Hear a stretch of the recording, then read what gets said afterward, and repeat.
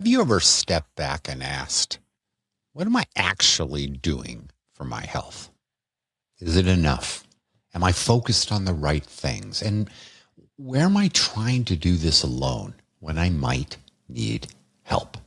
That's what this two-part series is about. I'll use my own life as the case study, not so you can copy me, but so you can think more clearly about your own path. Hi, I'm Dr. Bobby Du Bois, and welcome to Live Long and Well, a podcast about what the evidence can and can't tell us about living healthier lives.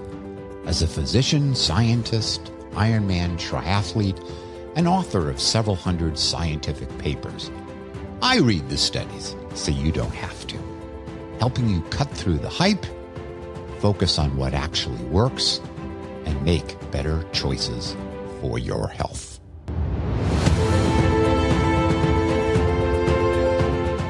Welcome back to Live Long and Well. And today's episode, the health plan I actually follow and why. I'm turning 70 in July. That number feels different. Not bad, not a tragedy for me, but different.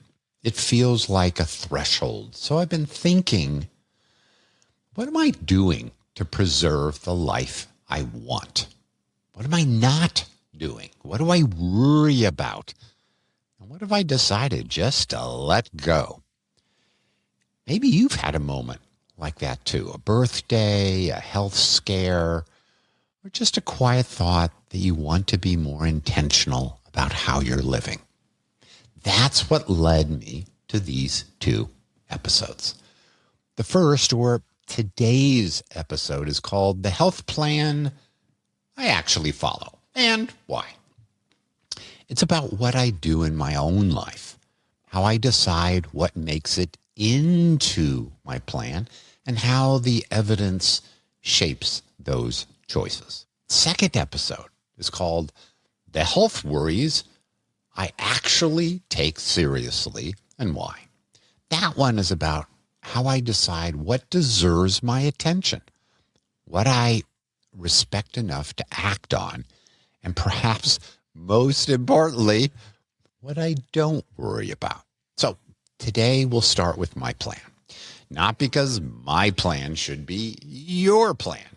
It shouldn't. I have my own genetics, preferences, risks, and limitations. And you have yours. But I hope there's value for you to hear how I've approached things. So let's begin.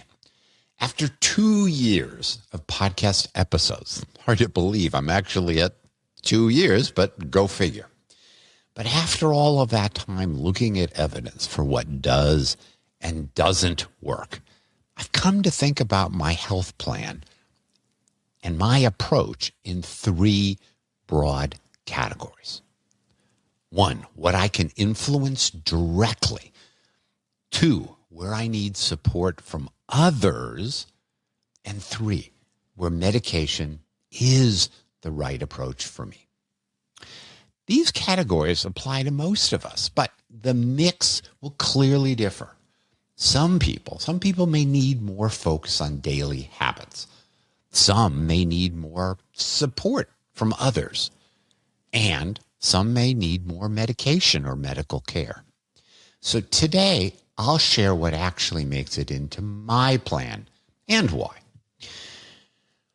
I also want to remind you, if you haven't done so already, please sign up for my newsletter, which I send out summarizing the key stuff from each episode.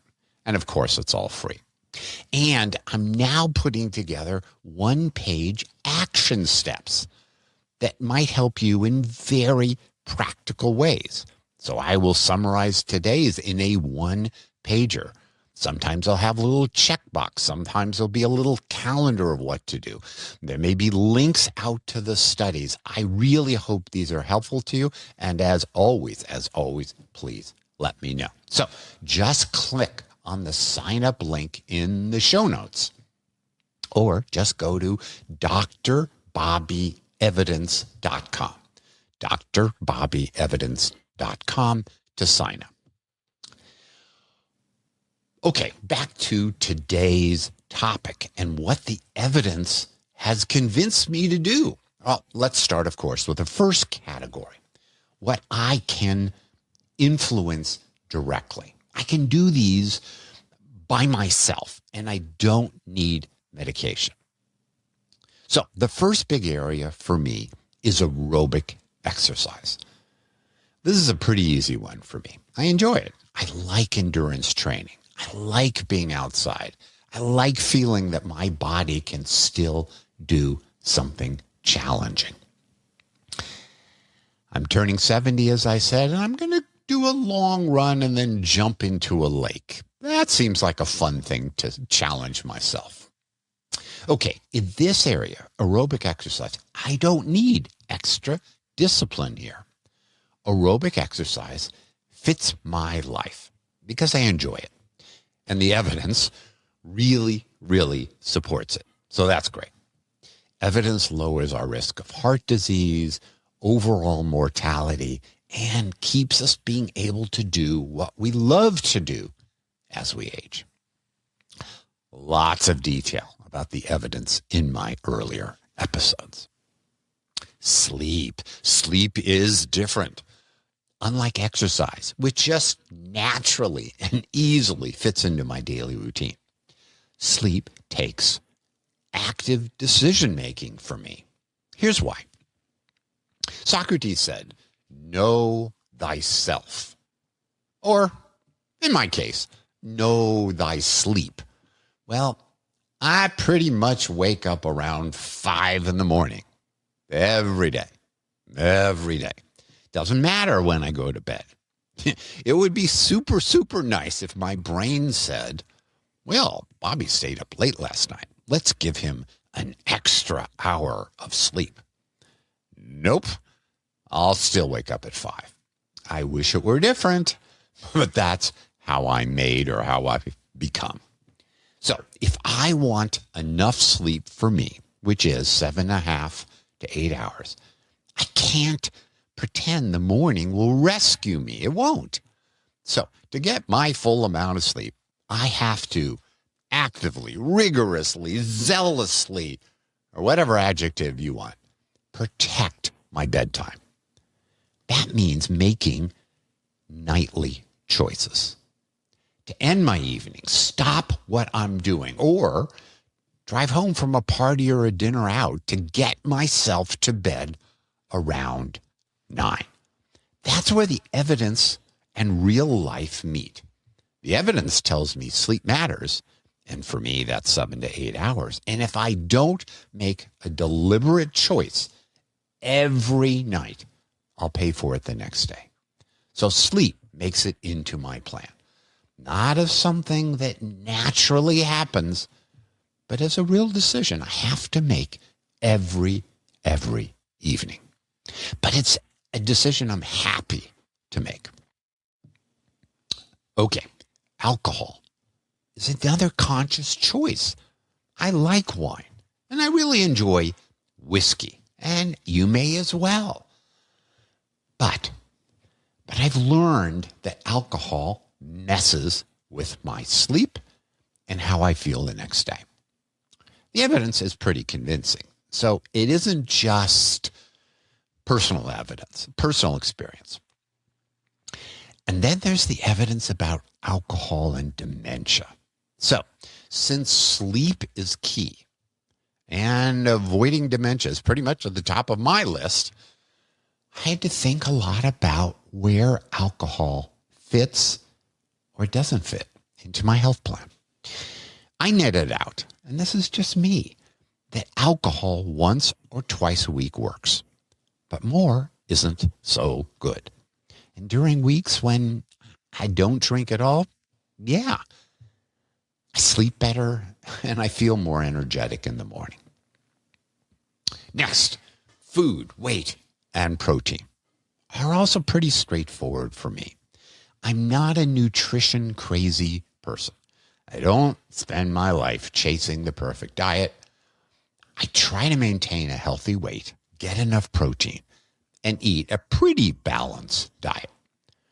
For me, I just need to pay attention. If I eat too much for a few days, which I frankly have done the last couple of days, I got on the scale this morning and was like, oh, I gained a couple of pounds. So if I do that for a few days, I back off. And I notice sometimes that I'm not getting enough protein. I'm just enjoying my carbs, my pasta, my breakfast yummies. So if I'm not getting enough protein, I adjust.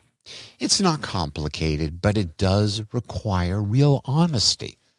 We're back to Socrates and know thyself. It's easy. It's easy for me to tell myself a story. I'm eating pretty well. This is just temporary. I'll get back on track later. Now, sometimes that's true. Sometimes it isn't. On to the next one. At this stage of life, avoiding injury also makes it into my plan. And that takes conscious choices too. When you're younger, we can sometimes get away, and I did, with pushing through everything. A nagging ache or pain, a sprained ankle, had plenty of those and continue to run on those. Or a tweaked back, had that and still have that periodically. Now, maybe we shouldn't continue to do what we do, but back then I could. But as you get older, and older probably means over 40, a significant injury can stop your exercise routine dead in its tracks. And that means you're going to lose fitness and strength, which gets harder and harder to regain. So I try to be smarter. I think about recovery. I think about strength training. I think about not letting ego push me towards an accident. The goal is not to prove I can still suffer. The goal is to stay in the game. And then there's one more area that I can directly influence. Not surprisingly, I'm sure you're not going to be surprised about this one. I do N-of-1 testing. Now, I don't mean in a fancy way all the time.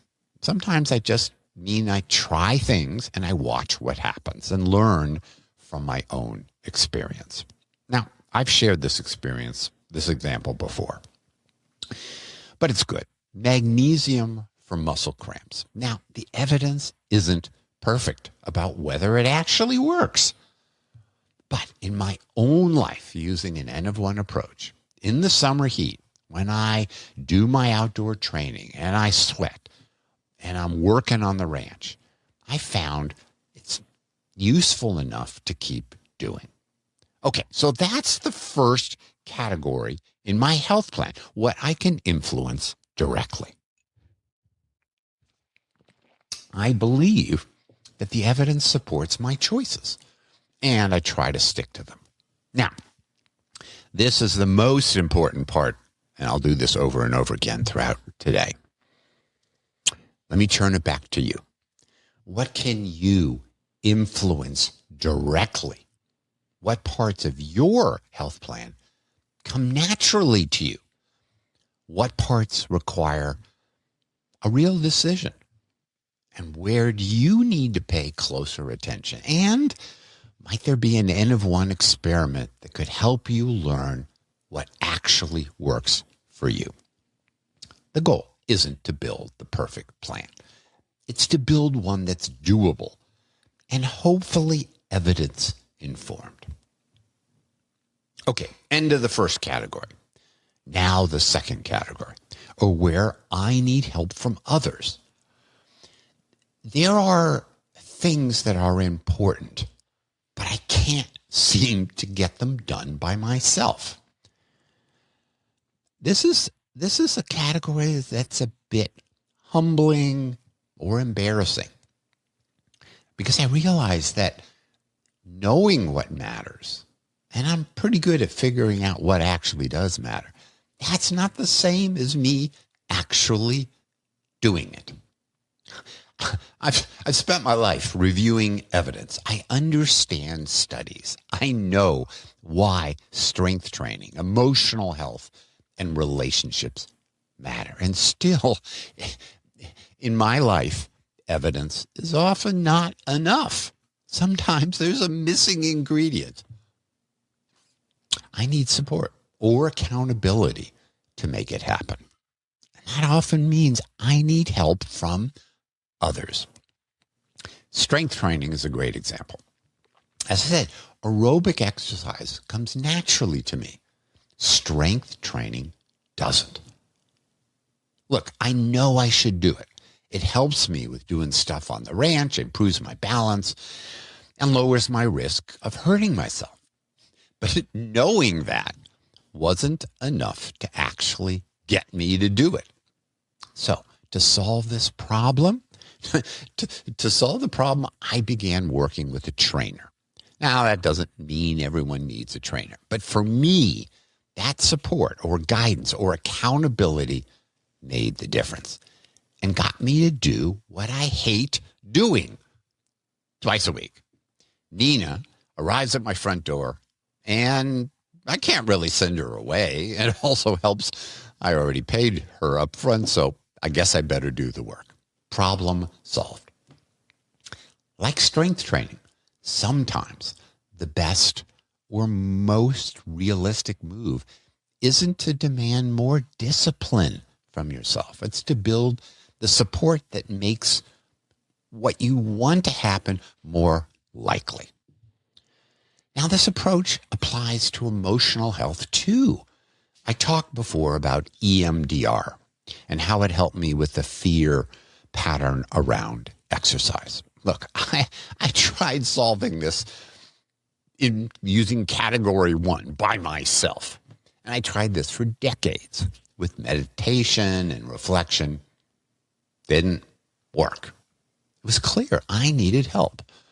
Or category 2, if I was going to make any progress. And I'm really happy that I got that help. The EMDR has pretty much solved the problem. Now your turn. Where do you need support from others? Is there an area where you already know what matters, but you're not getting where you want to on your own? Let me know. Reach out to me, either through the website or directly through the show notes. I'd like to hear where you need help. Yeah, maybe there's some stuff I can suggest. Who knows? Remember, getting support isn't weakness. Often it's the bridge between knowing and doing. All right, on to the third category, where medication or surgery may be the right tool. This matters. This matters because in some wellness circles, and this hurts me deeply, worries me deeply, angers me deeply. In those circles, medication is often treated like a failure, as if the goal is to live so perfectly that you never need a prescription. I don't see it that way. Medication can be one of the most appropriate evidence-based tools we have. And as an internist, that's the key way I actually help folks. Sometimes medications are about risk factors, blood pressure, cholesterol, blood sugar. Guess what? I have all 3 problems, and I take medications for all 3. Sometimes medications are about treating an illness, rheumatoid arthritis, asthma, inflammatory bowel disease, cancer, or pain. Fortunately, I don't have those, but you might. As I shared in the episode on biology versus understanding, I've taken Wellbutrin for decades. It cured my dysthymia or low-level depression. The point's not that medication is always needed. Of course it's not. The point is that needing medication is not a failure. I worry when the message we hear becomes, if you do lifestyle correctly, optimize your microbiome, reduce inflammation, manage stress, and take the right supplements, you won't need medication. Okay, that may be true for some people. It hasn't been true for me, and it isn't likely true for many of you. And now, your turn. Where might medication be the right tool for you, and where have you been avoiding it? The question isn't, am I good enough to avoid medication? The better question is, what problem am I trying to solve? What are my options? What are the benefits and harms? And what does the evidence suggest for someone like me? And medication may be the answer. So, what makes it into my health plan? Not everything. Not every study. Not every trend. Not every supplement. Not every protocol. Just the things that, as best as I can tell, are most likely to help me. And for me, the plan falls into those three categories. First, what I can influence directly. Aerobic exercise, which I enjoy. Sleep, which requires a deliberate evening decision. And alcohol, where I ask, what's it give me? What does it take away? Avoiding injury, because staying in the game matters. And N of 1 testing, because my own experience helps personalize the plan. Second category, where I need real help from others, or it isn't going to happen, like a trainer for strength. And the third category, where medication is the right approach. And for me that includes blood pressure medication, statin, metformin, and Wellbutrin. For someone else, it might be something completely different. The broader point is that medication is not a failure, as I've said. It's one possible tool in an evidence-informed plan. That's my mix. Not the right mix for everyone, just my mix. But this was never really about my mix. It was about helping you think about yours. So I'll leave you with 3 questions. What can you influence directly?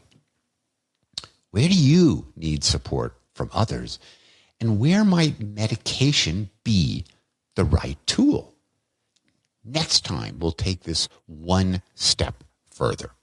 The episode is called The Health Worries I Actually Take Seriously and Why. Because the evidence hasn't just changed what I do, it's also changed what I worry about. And maybe just as importantly, what I've learned to let go. We'll talk about it next time. Thanks so much for listening to Live Long and Well with Dr. Bobby. If you like this episode, please provide a review on Apple or Spotify or wherever you listen. If you want to continue this journey or want to receive my newsletter on practical and scientific ways to improve your health and longevity, please visit me at drbobbylivelongandwell.com. That's doctor as in DR, Bobby, livelongandwell.com.